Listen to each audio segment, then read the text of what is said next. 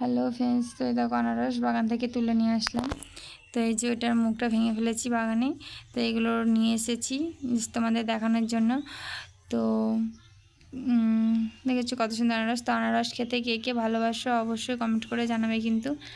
আর এই যে আমি আনারস কেটে নিচ্ছি, কারণ আমি আগে আনারস কাটতে পারতাম না, সেজন্য খেতে পারতাম না। তো আনারস কাটাটা এখন শিখে গেছি, কারণ খেতে ভালো লাগে, শিখতে তো হবেই, সেই জন্য শিখেছি। কারণ কে কদিন কেটে দেবে বলো। তো অনেকেই আনারস কাটতে পারে না। তো আমার একটা দিদি আছে আনারস কাটতে পারে না, ইচ্ছে হলেও খেতে পারে না, কারণ ও তো কাটতে পারে না, সেই জন্য ওকে কেউ কেটে দিলে তবে খাই। তো আমিও আগে সেরকম ছিলাম, তো এখন সময়ের সাথে সাথে শিখে নিয়েছি, কারণ মেয়ে সব কিছুই তো শিখতে হবে বলো। তো ভিডিওটা যদি ভালো লাগে অবশ্যই কিন্তু কমেন্ট করবে, আর ভিডিওটা ভালো লাগলে লাইক করে দিও।